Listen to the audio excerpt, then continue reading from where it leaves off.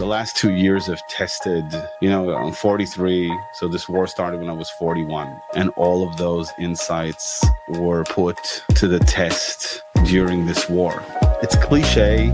I'm a massive Michael Jordan fan. And there's this bit where he's interviewed in 94 or 95, and he speaks about his father being murdered. And it's one of the only bits I've ever seen him crying in. He says that he was faced with the one mantra that his dad told him that he had to employ, which is no matter what, try to turn a negative into a positive. Welcome to another episode of Coffeez. So I'm actually here on behalf of two companies. Big one is Arc Empowerment, and that one really turns professional services on its head.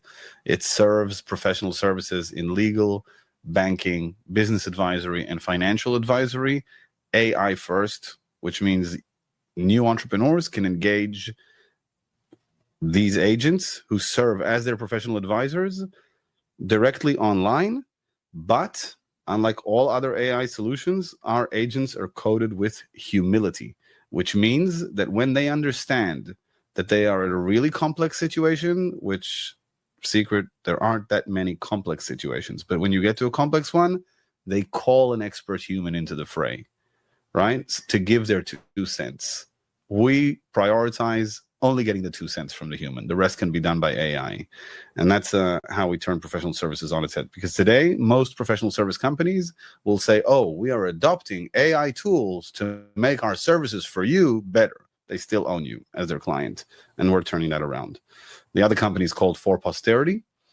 And it was born from the challenge of Arc. The challenge of Arc is getting a lot of scattered information from a client as an advisor and giving the client output in a structured manner, like a memo or a contract or a piece of advice, right? For Posterity is different. The scattered input is the story of an elderly person, your grandfather at, family dinner. That's the scattered input. The structured output is an immediate 100 to 250 page book telling their story in a respectful manner for next generations. So For Posterity can take any unstructured content, any recording you do, no questionnaire, no tedious process that might sort of push away the elderly. Just tell that story for 4 minutes, you get a book back. And obviously I say the elderly because our mission is to preserve legacies one story at a time, but this applies to everyone. You could tell the story of your business success, the roller coaster that you were on. 5 minutes, just spit out some knowledge, and it will structure it as a book. It doesn't purport to be a bestseller, but your great grandkids who would have otherwise probably forgotten us, they'll know, they will be able to engage with your life and understand where they came from. That's the idea. Nice. Yeah, that would have saved me a fortune when I wrote my book. Mine as well. I wrote one as well. Cost a lot of money. I treated that expense as an investment in myself and my well-being. But in retrospect, yeah, For Posterity would have saved a lot of their money as well. Now, Arc's a pretty amazing AI platform. I like to ask everybody, what's your morning routine? Well, it would be disingenuous to say that the last 2 years in Israel were anything routine. So whilst others might be able to share that tidbit, for me, it's been complete madness for the last 2 years. I've left a law firm in which I was a partner for 10 years and overall 17 years at this firm. I managed the startup practice there, had 650 clients, which professional service providers know each client is like a relationship. So I had to dismantle 650 relationships. I was trying to run 2 companies because I truly believe that in the AI age, you can do multiple things at once, which is a problem because you need to convince everyone in your life why you're taking this entrepreneurial risk and why you're doing it against the focus textbook sort of thing with 2 ideas. 3, there's been a war raging in our country, and I participated for 4 months in reserves duty. I was called up to it in the beginning of the war, which ironically was the only thing that gave me a routine during those 4 months, and the only thing that enabled me to dismantle those 650 relationships, because everybody understood that I had to go. And by the time it was over, I told them, listen, enjoy your new partners at the firm. I need to do something else or else I'll go completely mad. So I'm sorry I didn't answer with a clear routine, but I hope that once we complete our seed, we raised pre-seed for each company. Now we're raising our seed money. When we complete it, then I'm actually going to look to people like you, to people like David who's walking around here, and to understand their routines and try to learn from them. Yeah, I know it's been upheaval in Israel, and I'm sorry if I hit on a sensitive subject, but let me ask you candidly and personally, how has it been dealing with the turmoil in Israel over the last couple of years and establishing a new business and raising a family and just kind of dealing with all of the stress of war? Yeah, well, first of all, I want to say for the rest of the conversation, I'm an open book, and I'm happy for you to ask all these questions. I really like the environment here. I genuinely say this. Like, visiting your office in this space has been just one of the highlights of our week here abroad. So please feel free to ask any question. The last 2 years have tested. I'm 43, so this war started when I was 41. I had collected insights that I had about the first third or whatever, hopefully third of my life, not half, right? Collected insights about what made me happy and what I think could make others happy and my daughters happy. And all of those insights were put to the test during this war. And, it's cliche. I'm a massive Michael Jordan fan, and not only for the basketball. There's a bobbing head over there of MJ. And there's this bit where he's interviewed in 94 or 95, and he speaks about his father being murdered. And it's one of the only bits I've ever seen him crying in genuinely until the last dance, but about something personal. And he says that he was faced with the one mantra that his dad told him that he had to employ in dealing with his dad's murder, which is no matter what, try to turn a negative into a positive. And that's what he was doing with his father. And actually, that's been with me throughout the entire last 2 years. I refuse to view this turmoil in negative terms. It has happened. Everything that is negative in this turmoil, and you as a financial expert will, I think, appreciate this reference. And a Jordan expert, by the way. And a Jordan expert. I assume that as well.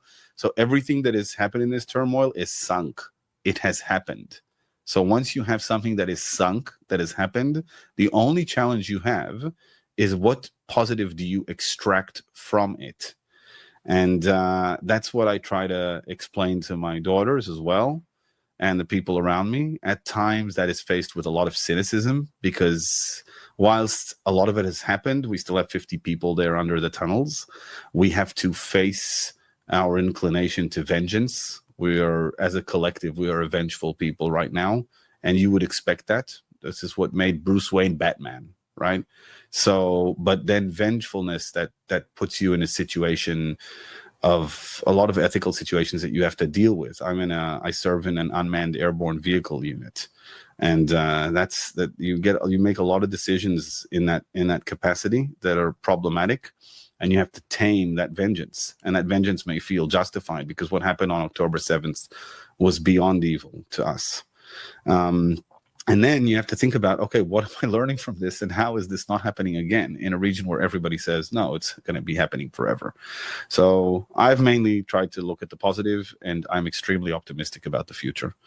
I think that it's always darkest before the dawn. So the darker it gets, the closer you are to the dawn. That's what I feel. I truly believe that. And I have geopolitical explanations about why that's going to be the case, but maybe that's for a different podcast. It's a long conversation. Yeah. I mean, there's a lot of truth to that. And I did a podcast before you got here about gratitude and kind of just being thankful in all circumstances, and and just kind of practicing gratitude to get you through those things and turning negatives into positives. And I was like, some days I just don't feel like being thankful, right? Some days we're just like, how am I going to be thankful? I just went through this war, I went through this hell, and it's like, where it all starts? It's like, take a deep breath and be like, I'm thankful just for that. I love that. For the breath that you just took. And it put things in reality for me, like in a context for me that I could really understand. Because sometimes it's like, I'm hit with this lawsuit, I'm hit with that, I'm hit with, some sort of attack. Because the bigger and the more successful you get, the more you're attacked. And I always reference Donald Trump, like, how many attacks are on Donald Trump? You know, he's been someone I've looked up to and admired, not way before he was president. One of the only books I read as a kid was The Art of the Deal.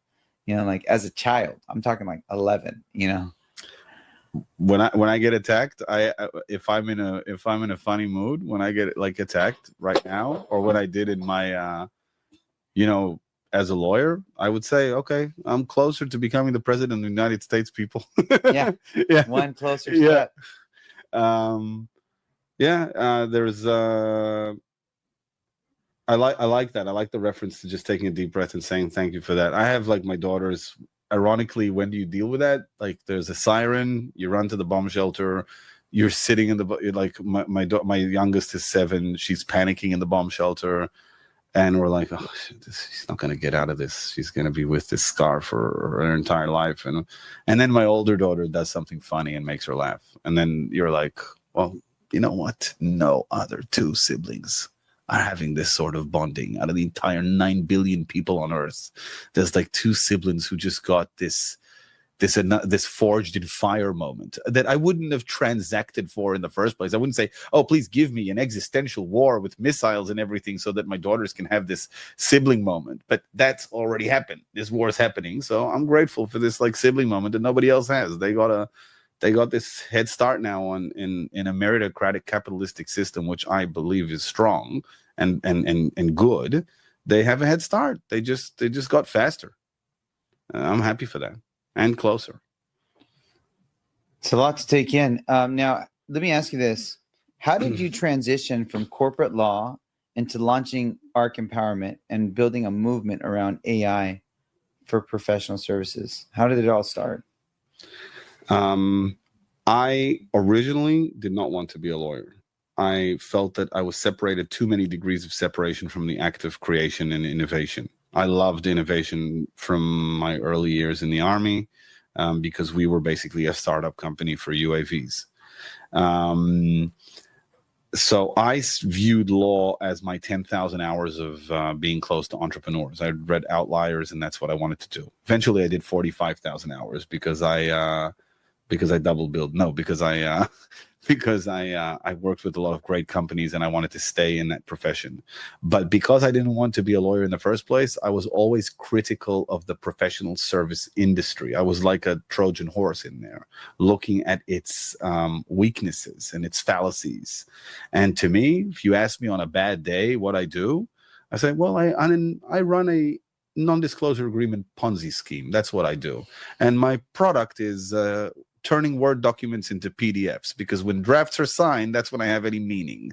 And I'm like, that was on a bad day. But in reality, I was looking at this profession and I'm like, wow, this is like, there's a bunch of people on the top who have seen thousands of transactions, hundreds more transactions than you would see in your business, than any successful investor and entrepreneur would see in their business. And they played both sides, and they know how all the decision trees end up.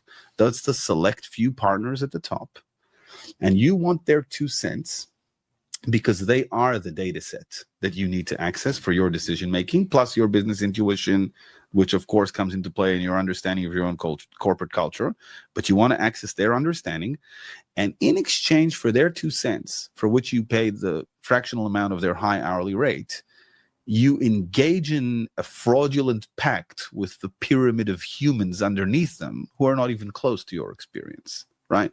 That is a problematic engagement. Something has to break that engagement. Something has to enable you to get those 2 cents, and that's it, without having to pay for all this. And you know what? Pay $10,000 for those 2 cents, but don't feed the beast with $100,000 to pay, to get those 2 cents. And then when AI came in, when I got the link to GPT in September 2022, I'm like, thank God it's happening. It's done. It's done. The thing that they're charging for that takes time, the creation of words, it's over. Because I know already to assume the exponential in technology. Now, how do you harness it? Because with all due respect to OpenAI, they ain't going to own the end client relationship. They're going to sell an API just like Microsoft sells Microsoft Office to organizations, but they're not going to they're not going to transform into a consulting firm. That doesn't make sense for them.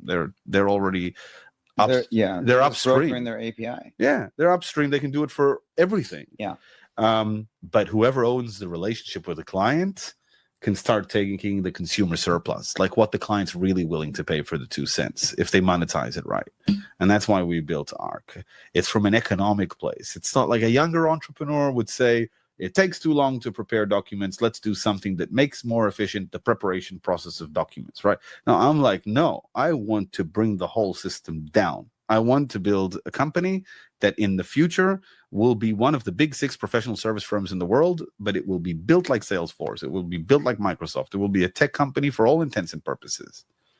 So explain to me the framework of ARC. It's a company that is mitigating the cost of professional services, preparing a lot of the documentation up front, but it doesn't replace professional services. It just enhances the relationship.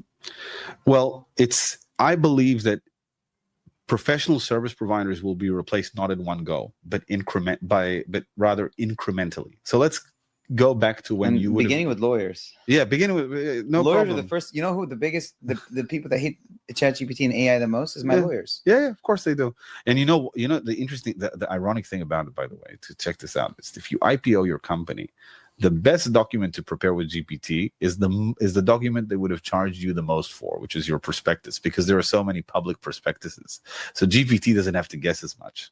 That's a real sucker for them, because they would have taken $1 million for your prospectus, but now you bring them like a fully baked product with no problem. GPT-5, a bit of Claude put in there. You get a great document because that's publicly available. So the way it's done is incrementally. It's not that we respect the transition period. You can't just come to all taxi drivers, all of them, and say, autonomous cars, you're out of a job. Good luck. Go scavenge. You can't do that. It has to be incremental. So how does it work? You're a founder. You just incorporated your company. There are 400,000 of you every year in the US alone who just incorporated their company. What do you need to do? You got a business partner, you need a founder's agreement. Go to ARC. It'll prepare a founder's agreement for you. Oh, but GPT will prepare a founder's agreement now. No, it'll substantively prepare a founder's agreement for you. It will advise you, actively initiate advice to you to install a reverse vesting mechanism. When you ask it, how many years of reverse vesting should I put on my co-founder? It will ask you what exactly your business is. It won't answer you. It'll ask you, what is your business? Is it long time to market medical device, or is it a quick time to market device? Because if it's quick, 3 years, and if it's long, 4 years. Should there be acceleration if you let your co-founder go? Yeah, GPT might say that the acceleration is prevalent on the vesting, but actually there shouldn't be acceleration. If you let your co-founder go for any reason, they shouldn't hold on to the equity. That'll kill your business. Maybe you can give them, 2 months extra worth of equity if you let them go because you have the majority, but that's it. But what's prevalent statistically in the GPT data set is that there does exist acceleration in founder repurchase agreements, because founder repurchase agreements are also signed vis-a-vis investors, and with investors you do ask for acceleration. So it would have not even, first of all, it wouldn't have given you advice, and had it given you advice, it would have been the wrong advice. Furthermore, you might not even have a founder. Maybe you're just shooting the shit with GPT about getting a founder, in which case ARC is connected to databases and will help you find a founder. If your founder leaves, it'll help you broker the relationship. It will initiate a conversation with you about your one-pager. And when you completed your one-pager with ARC, ARC will say, hey, we checked our database. These are the investors you can get to through us and our network. Not cold calls from an AI, but rather these humans are affiliated with ARC. These humans know those humans. Those humans will invest in you because of X, Y, Z, because we read your one-pager. Do you want an intro? All the emails are drafted. And most importantly, when something extreme happens, ARC will say, you want to get your lawyer on the line to look at this? You're looking to fire someone who is terminally ill, God forbid, and you have every right to fire him or her, but the law might protect them. And this is like a real nuance, because they're specifically hired in England and you don't really know the law there. Do you want to get your lawyer on the line? And you would say, yeah, I agree. We need a human on this one. But my lawyer isn't available. He's snowboarding. in wherever in Utah. So ARC will say, okay, do you want to get another lawyer on the line for this question? Bam, the lawyer joins the conversation, and you have a three-way conversation with another lawyer who's available. That's democratizing professional services. You don't need the same lawyer for every question you have. You need the same lawyer for the really heavy stuff that require 20 years of knowing you, right? But you know full well that about 80% of the questions you ask your lawyer, you could have received from another 80 lawyers at the same time if they were more available. You just asked your lawyer those questions because there's this like exclusive relationship with your consigliere and confidant and all that shit. But, you know, that's not efficient. Love the democratization of professional services. I love the concept. And I guess you're in the middle of seed funding right now. You're basically it's and do you intend to go IPO with this? And where is this in the process now? We have raised 1.5 million US. Israeli companies are very lean. We have 11 people. My CTO, by the way, Aviv, is a prodigy when it comes to AI. He's been doing it since he was 18, well before these systems were out. 21. Yeah, he looks young, doesn't he? Yeah. He's enjoying it.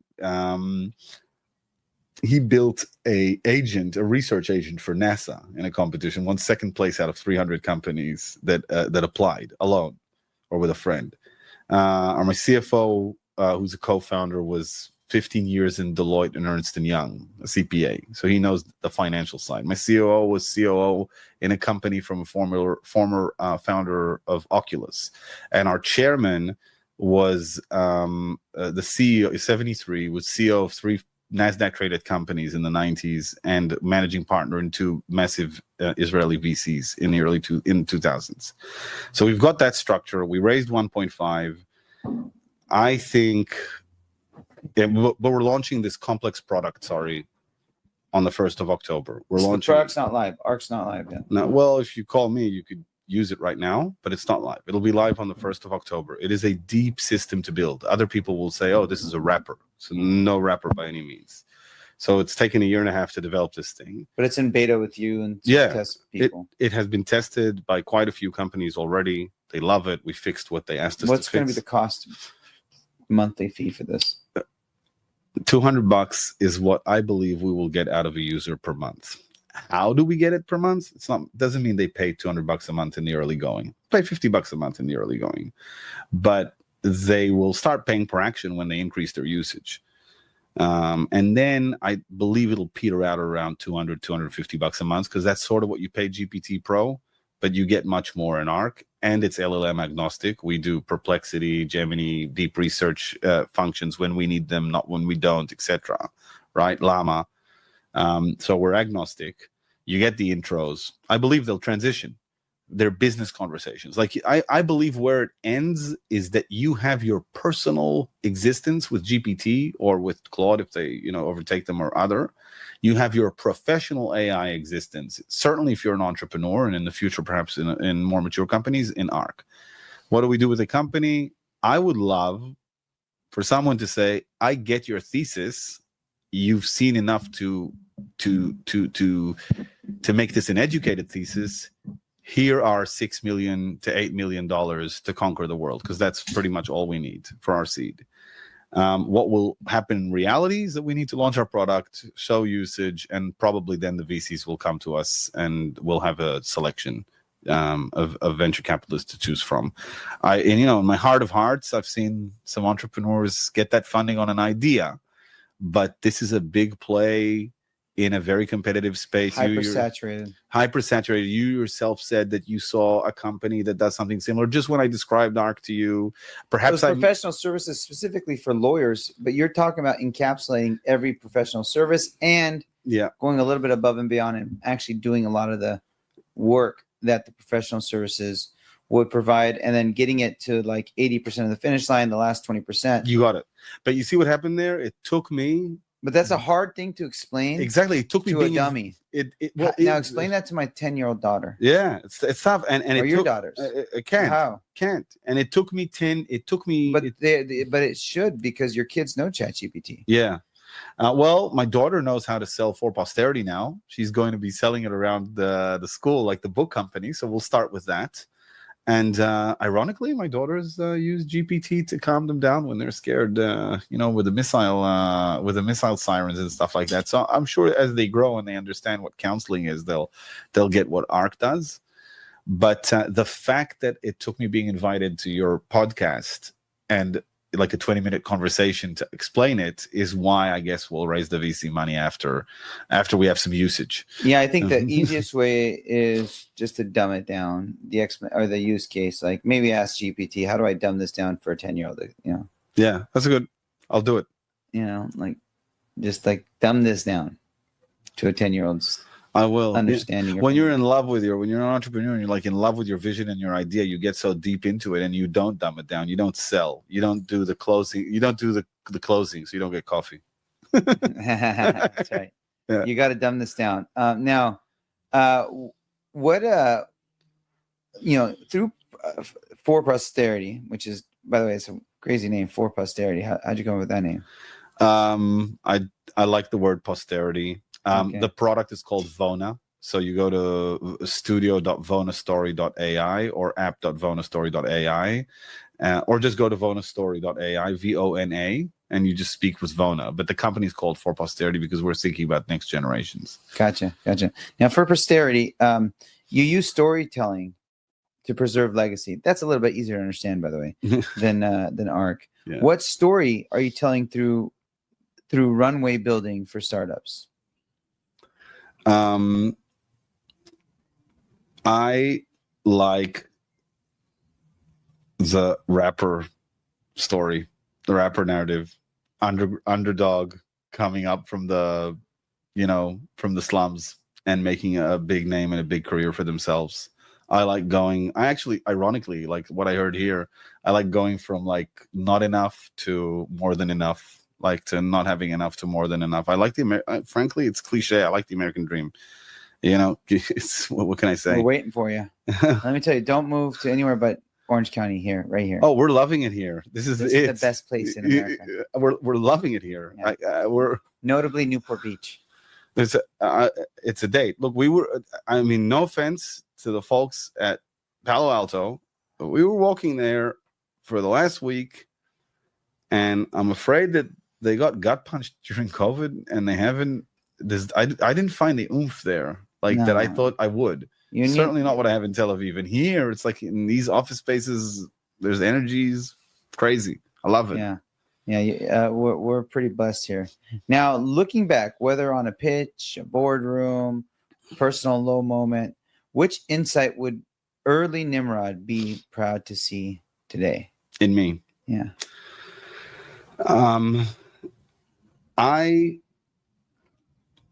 To the point where it pisses off my friends and my family, I refuse to believe that any person in my life is serving the role of the villain in my sort of like story. I refuse to believe that someone is being nefarious or malicious towards me. It's to the point where if I'm in a red light, the second car and the first car is just not moving for the entire, period of the green light. I'm doing a video about that, like a comedy video about really? that. Like, yeah, it's coming out. You'll see it. So I think we have a lot of things that we maybe think about in our different continents. They're the same. I wouldn't honk the horn because I tell myself this story of what's happening to this person, who of course is on their phone and don't give a crap. But it doesn't matter. I don't believe that any person has villainous intentions. And what this does for me is that I have zero paranoia. All I need to do to deal with a situation is reverse engineer someone's, actions towards me or towards my company or towards my family. I just have to reverse engineer them to core and understand what interests led them to where they are. Now, it doesn't change how I'd act towards them, but it removes the concept of actual villainy or evil from the table. Like, oh, a lot of people are coming to get me. The founders that I represented over the years were always so paranoid about their co-founders screwing them or their investors screwing them, instead of seeing the slow evolution of events, the slow chain of events that would have led to something like that. So you just want to sort of like monitor that and not feel like everybody's coming to get you. And I'm proud. My younger self would be very proud of me because I've managed to do that with our enemies. Like they did evil things. Their actions were evil towards us. And we have to take care of that right now. We have to save our people. However, we shouldn't be misguided to believe that they will randomly continue to be evil for the rest of time. We must take action to understand what happens, what leads a person to be in that state. Not what we did that caused them to be in that state. I'm not taking here any, necessarily responsibility for it. But if we understand what happens, especially in the education system, for example, then once this war is over and we do what we need to do and we finish it, then we focus on that. Like, can people just start at the age of 6 without being taught to hate? Maybe a different chain of events will evolve, and it's already, by the way, happening in the south of Gaza. There are new schools being opened, and suddenly the school play isn't about what they were before. And I'm optimistic. I'm eternally optimistic. You can call me stupid, but optimistic. But if I won't be optimistic, then there's no point in doing business. There's no point in investing. There's no point in doing anything, and certainly not raising kids. And if you're not optimistic. Starting startups and you got to be optimistic. Now, one thing I learned from a podcast that's airing right now, I had the pleasure of interviewing Huron Gracie, who's the son of Horion Gracie, who was the founder of the UFC. Yeah, the Gracie family. And he said, this is the prince of jiu-jitsu, he said, I said, what's the biggest lesson that jiu-jitsu has taught you? He's like, you know what it taught me? It's like that everything in life is going to be okay. If there's bombs thrown, if something happens, my dad dies, everything's going to be okay. And that concept stuck with me because, like, regardless of what happens, life goes on, everything's going to be okay. And it is what it is, So it's just something tough to deal with when you're being bombed. It's like just, to be grateful for that bombing. It's hard to understand. But you still have that breath to take. Yeah, exactly. I'm going to focus. Now it's easier because you sort of like focused on just the breathtaking. And I like that a lot. Yeah. I would have thought that Gracie would have said that what he learned is that everything needs to be taken down to ground level. Yeah, you guys know about Gracie because you guys are kings of Krav Maga there. So. Yeah, well, we sort of like, we do Krav Maga is more about like unfair fighting at eye level, but Gracie would have just taken down anyone, right? 200, 300 pounds to the floor. Easy, no problem. Yeah. He's like 6'4". Oh, really? Yeah. Oh, okay. He's 6'4". He kind of looks like you, 6'4", really ripped. Wow. Oh, thank you. Yeah. Yeah, so a couple last questions. What's a personal goal that you have for yourself, a business goal that you have for the business, and a family goal that you have for the family? I would like, it's written in the book that I wrote, it's Prompting Happiness. My North Star is legacy. That's my North Star. I would like to have something in this world that transcends my existence. I would like my wife, my spouse, to live out her dream life as my partner, like to live out her dream life, and for me to be her partner. And no matter what, I would like my daughters to have a better life than me, and to somehow manage to retain the lessons that I've learned from mine. Because otherwise, you get into that loop of, hard times make hard people make easy times make weak people make hard times. I don't want to get to that, but I would like them to evolve, to be an evolution of where I'm at, and correct for my mistakes, etc. And I would like to continue. I would like to treat like the pursuit of happiness as a continuous journey that you always correct for. Can I make a small reference? Yes. Literary reference.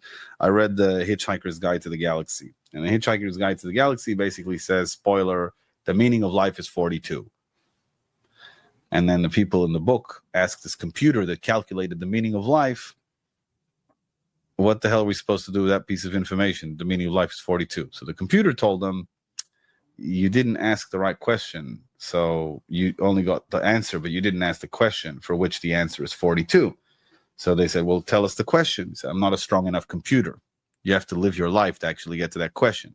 So I have 4 questions that guide me for which the quote unquote, like funny, ironic answer is 42.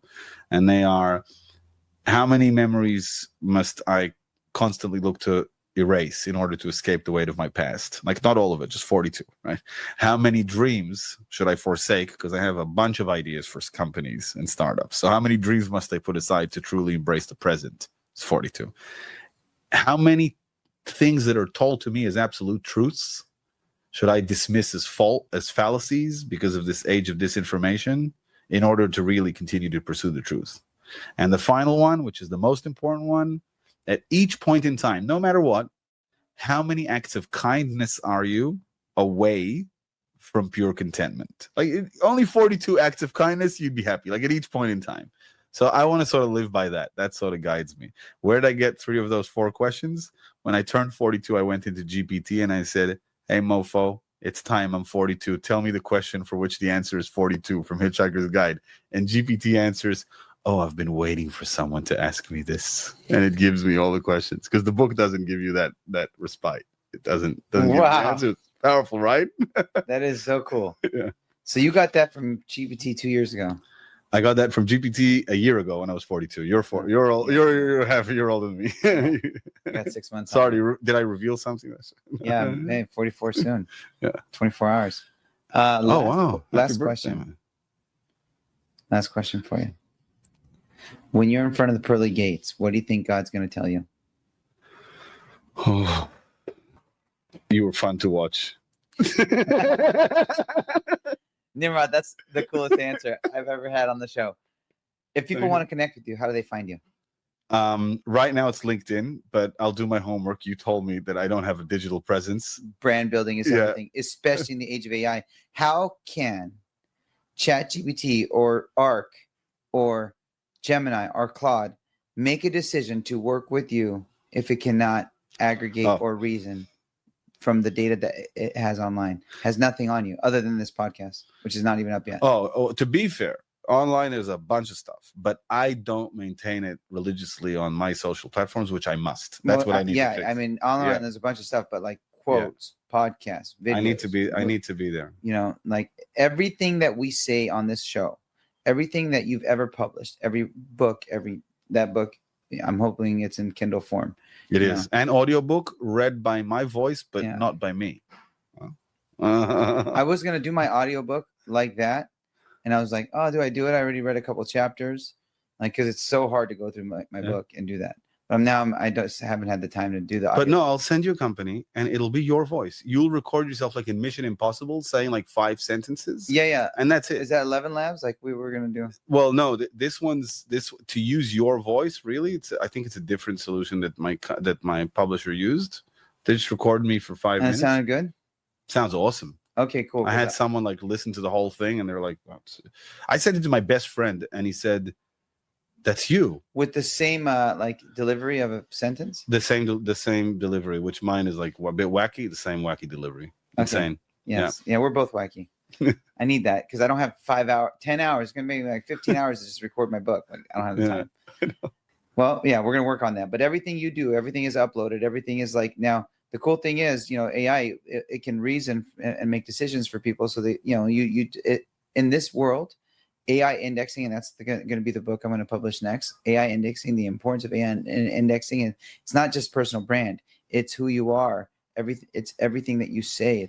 And consumers are looking to make a decision based on what ChatGPT tells them. It's not them making the decision anymore. AI makes the decision, and if it can't reason based on the data it aggregates from all the different sources, you got nothing. So a few thousand years ago. They would have thought we were crazy. Well, people thought we were crazy, but it happened like a few thousand years ago. Somebody took whatever, what do you call it when you write on a stone? I don't know what you use, but somebody took that and wrote on a stone. Big nail. Yeah, big nail. Thanks. Wrote on a stone. That's a Rosetta Stone. And that is like how we know, to interpret different languages, Latin languages today. or to connect them to Egyptian hieroglyphics. Yeah, that's how we know that. We are now living in a moment in time where each and every one of us are writing on the Rosetta Stone of the future. If we don't write on it, it's not there. Some other story is going to be told when people pick this up 5,000 years from now. This whole thing that we're doing, this is an encryption on the Rosetta Stone of the future. If you don't do it, it's gone. Brand. Yeah. That right there, the encryption, your personal brand is the encryption on the Rosetta Stone. Yeah, truly believe that. Right now, LinkedIn, though, if somebody wants to get a hold of Nimrod, it's been a pleasure to have you on the show. I look forward to connecting with you, diving deeper. You're a brilliant guy. God bless you. I hope you hit every one of your goals, and I'll see you in heaven. Let's go. Same here. Thank you. Same here.